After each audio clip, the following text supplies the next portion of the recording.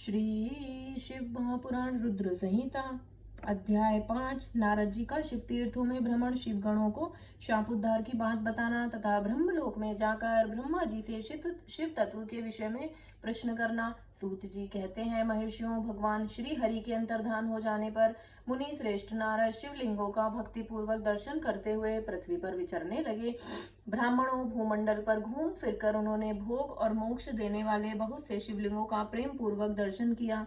दिव्यदर्शी नारद जी भूतल के तीर्थों में विचर रहे हैं और इस समय उनका चित्त शुद्ध है, यह जानकर वे दोनों शिवगण उनके पास गए। वे उनके दिए हुए शाप से उद्धार की इच्छा रखकर वहां गए थे।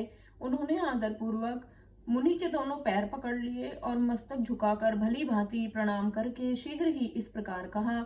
शिवगण बोले, ब्राह्मण, हम दोनों शिव के गण हैं। मुने, हमने ही आपका अपराध किया है। राजकुमारी श्रीमती के स्वयंवर में आपका चित्त माया से मोहित हो रहा था।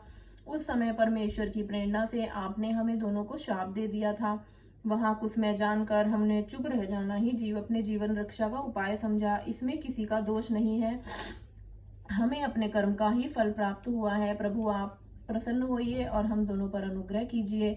नारद जी ने कहा, आप दोनों महादेव जी के गण हैं और सत्पुरुषों के लिए परम सम्मानीय हैं। अतः मेरे मोह रहित एवं सुखदायक यथार्थ वचन को सुनिए। पहले निश्चय ही मेरी बुद्धि भ्रष्ट हो गई थी, बिगड़ गई थी और मैं सर्वथा मोह के वशीभूत हो गया था। इसीलिए आप दोनों को मैंने शाप दे दिया। शिव गणों, मैंने जो कुछ कहा है वह वैसा ही होगा, तथापि मेरी बात सुनिए।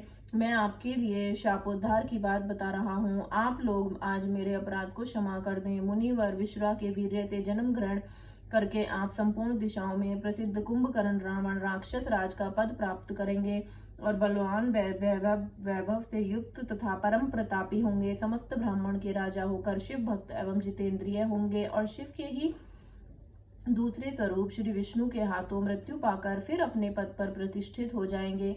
सूत जी कहते हैं, महर्षियों, महात्मा नारद मुनि की यह बात सुनकर वे दोनों शिवगण प्रसन्न हो सानध्य और स्थान को लौट गए। श्री नारद जी भी अत्यंत आनंदित हो अन्य भाव से भगवान शिव का ध्यान तथा शिव तीर्थों का दर्शन करते हुए बारंबार भूमंडल पर विचरने लगे।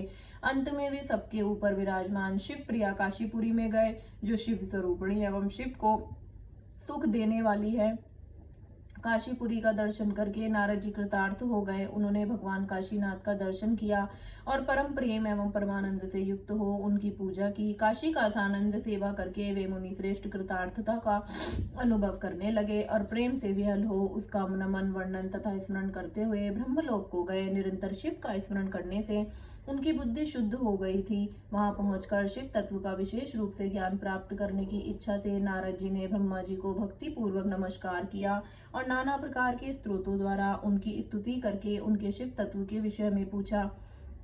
उस समय नारद जी का हृदय भगवान शंकर के प्रति भक्ति भावना से परिपूर्ण था। नारद जी बोले, ब्राह्मण, पर ब्रह्म परमात्मा के स्वरूप को जानने वाले पिता में जगत प्रभु, आपके कृपा प्रसाद से मैंने भगवान विष्णु के उत्तम महात्म का पूर्णतया ज्ञान प्राप्त किया है। भक्ति मार्ग, ज्ञान मार्ग, अत्यंत दुस्तर तपो मार्ग, दान मार्ग तथा तीर्थ मार्ग का भी वर्णन सुना है, परंतु शिव तत्व का ज्ञान मुझे अभी तक नहीं हुआ है। मैं भगवान शंकर की पूजा विधि को भी नहीं जानता।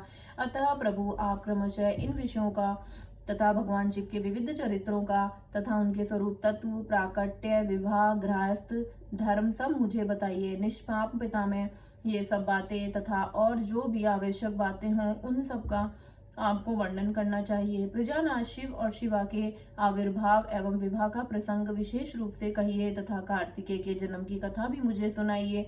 प्रभु, पहले बहुत लोगों से मैंने ये बात सुनी है किंतु तृप्त नहीं हो सका हूँ, इसीलिए आपकी शरण में आया हूँ। आप मुझ पर कृपा कीजिए। अपने पुत्र नारद की यह बात सुनकर लोक पितामह ब्रह्मा वहां इस प्रकार बोले, हर हर महादेव।